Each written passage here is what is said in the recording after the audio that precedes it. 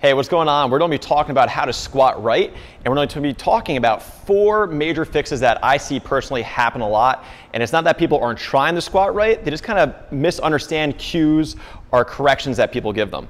So number 1, I'm here with Nas. Nas is going to be our demo girl today. So Nas is going to face this way, and what we hear a lot is, hey, hips back, but keep that chest up. And we have what we call club butt, where we overextend in the lower back. So go ahead, demonstrate that. You can see it arch up real hard. Go ahead, do a squat that way. Do it again. So usually what happens with this is, hey, we get this big curve in the lower back. Now if we're loading up with a front squat or back squat, we're going bone on bone sometimes in that back, so it feels secure, but it's really not a position we want to be in. You're going to notice that when she does it, do it again for me. At the bottom, that will reverse on her because she literally just runs out of room the way things pinch and move together when we end up in a non-neutral state.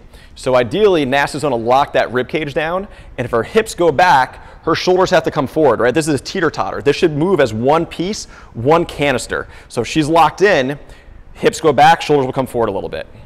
Do one more for me. And relax. All right, the second big one we see is we constantly hear weight in your heels, weight in your heels, weight in your heels. Most of the time what happens is people then think that they need to have all their weight in their heels the whole time. Now that cue is thrown around because most of the time people end up toesy when they squat. It's natural for people to do that. Their whole life when they squat down to pick up things, they usually end up on their toes. So we say squat in your heels or get weight in your heels to try and correct that. Now if Nas squats with all her weight in her heel, go ahead, do one of those for me. Her toes are up, she's trying to squat. Stand on up, you can see the balance a little hard, do it again. And come on up and relax. If you just stand on your heels and try and move, you don't have a lot of balance. So we want that whole foot on the ground. We want our big toe down. The whole side of that foot should be down on the ground. So big toe, side of the foot, and heel.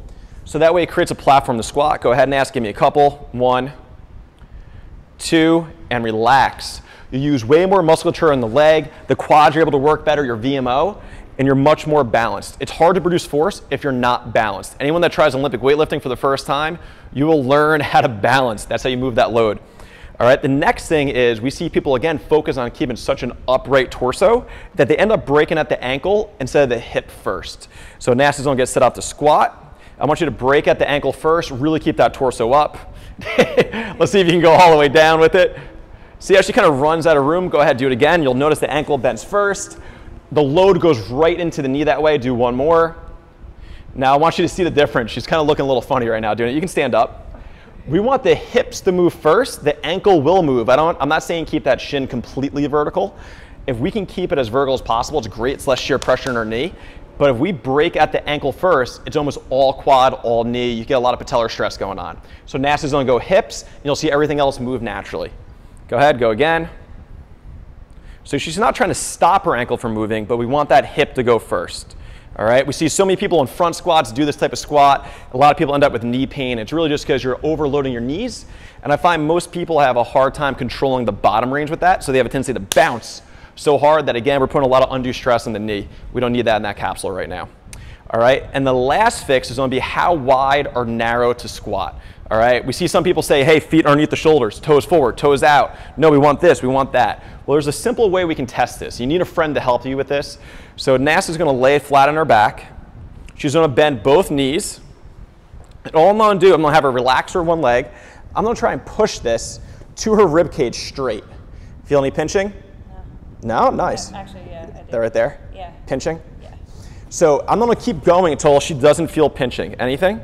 A little bit. A little bit? How about now? Tiny bit. Tiny bit? Yeah.